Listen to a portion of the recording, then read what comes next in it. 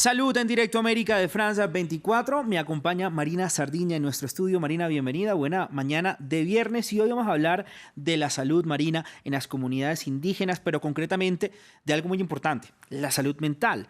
Usted, junto al camarógrafo Leonel Pusigí, estuvieron en una comunidad indígena chanú, acompañado de la Organización Médicos del Mundo. Marina, ¿qué encontraron? Buenos días, Raúl. Así es. Hace un par de meses estuvimos en la comunidad indígena Embera Dóvida, en Chanú, en el Pacífico colombiano, y allí pues encontramos que tienen múltiples carencias, no solo físicas, como la desnutrición, enfermedades como malaria, muchas de estas enfermedades víricas también, enfermedades infecciosas, respiratorias. Además, también había unas grandes carencias de atención a la salud mental, que precisamente Médicos del Mundo pues también está aportando a esta atención psicológica que no llega debido pues, a la inaccesibilidad que tienen, a la dificultad para llegar hasta allí. Fueron 7 horas en lancha a través de un río.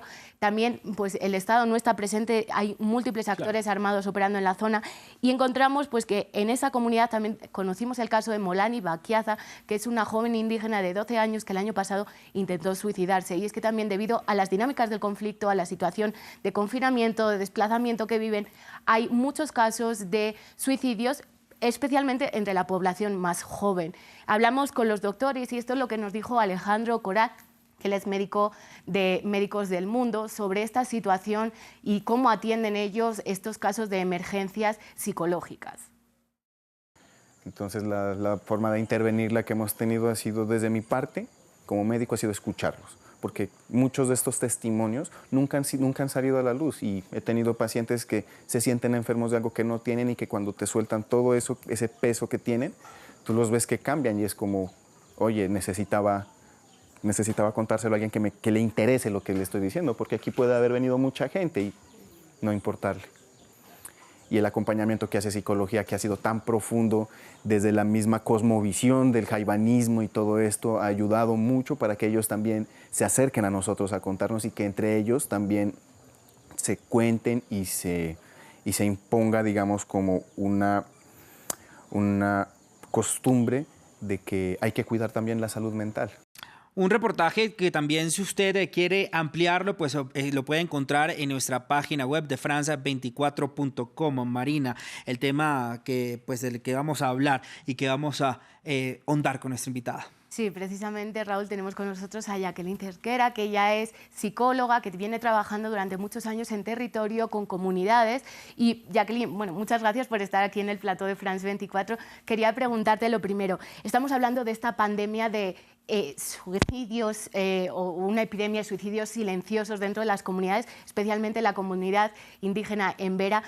¿A qué se debe esto? ¿Cuáles son las causas? Y ustedes, como médicas o personal sanitario, ¿cuáles crees que son las causas de esta epidemia? Vale, cuando nosotros nos remitimos a hablar de la comunidad de Embera, pues tenemos que entender que Embera es pueblo, entonces hay muchos tipos de Embera, ¿no? Entonces, para hablar del Embera o de las personas Embera como tal, primero hay que remitirse a la ley de origen, ¿no? Cuando se hace planificación en territorio, lo primero que se atiende es qué es la ley de origen, que entienden las comunidades indígenas por salud mental, porque pues el concepto de suicidio es un concepto occidental.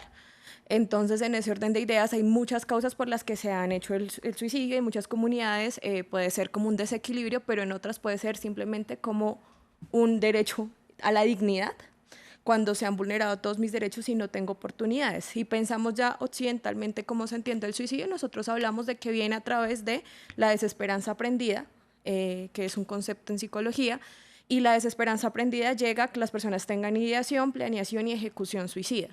En las comunidades no, tiene que ver muchas veces con el arraigo del territorio, tiene que ver con las formas de participación que ellos tienen, con los frentes que ellos hagan. En la colonización, por ejemplo, fue utilizado el suicidio como una forma de resistencia, habían suicidios colectivos y ahorita es también muchas veces es formas de resistencia cuando se pierde la dignidad, cuando no hay formas de participación y cuando hay desarraigo del territorio, porque para las comunidades indígenas el territorio es lo sagrado, es lo que los conecta con el mundo y por ello tienen toda la cosmovisión sobre Claro. el territorio.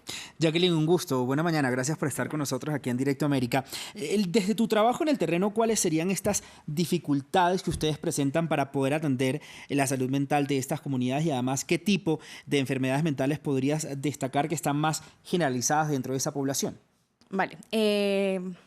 Las dificultades de acceso, los territorios son demasiado lejanos, ¿no?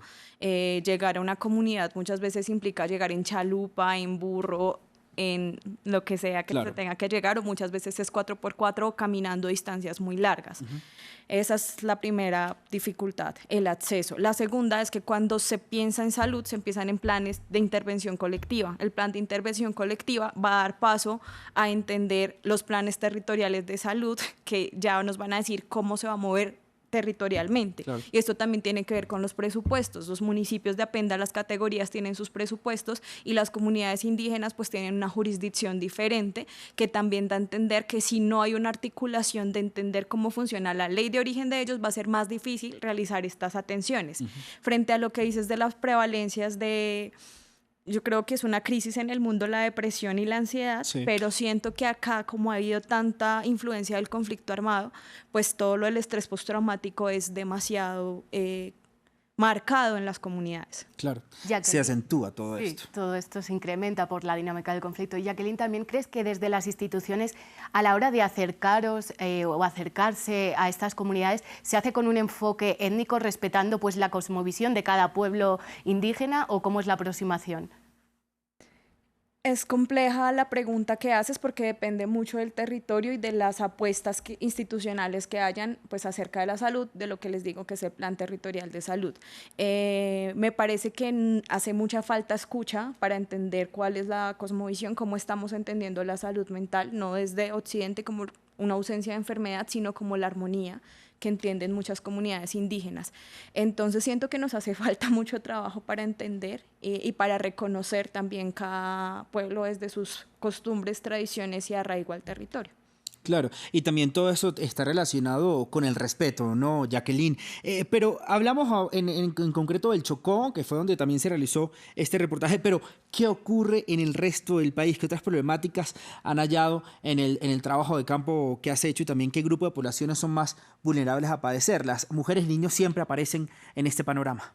Sí, mujeres y niños, comunidades étnicas, comunidades afros, raizales, palenqueras, negras, tienen más prevalencia. Todavía se ve que pues, hay un racismo estructural en la forma en la que habitamos, como esta necesidad de subyugar a las comunidades, ¿no? Que han pues, generado ciertas cosas. Y la otra cuestión es que nosotros entendemos la planificación pues, desde la escritura de informes y demás, y hay muchas de estas comunidades que los hacen a través de la tradición oral. Entonces, como que no hay tampoco un respeto del todo de la tradición oral de las comunidades para entender bien cómo es su funcionamiento y poder dar atenciones realmente adecuadas a lo que son, entendiendo también el ciclo de vida, porque, por ejemplo, para unas comunidades indígenas no existe el concepto de adolescencia. Claro, claro. Entonces, eso ya hace que cambie la dinámica. Jacqueline, lamentablemente se nos acaba el tiempo para hablar de este tema tan importante y tan invisibilizado que aquí tratamos de darle voz, pero igual, gracias por su tiempo, por estar con nosotros aquí en Espacio de Salud de Directo América de France 24.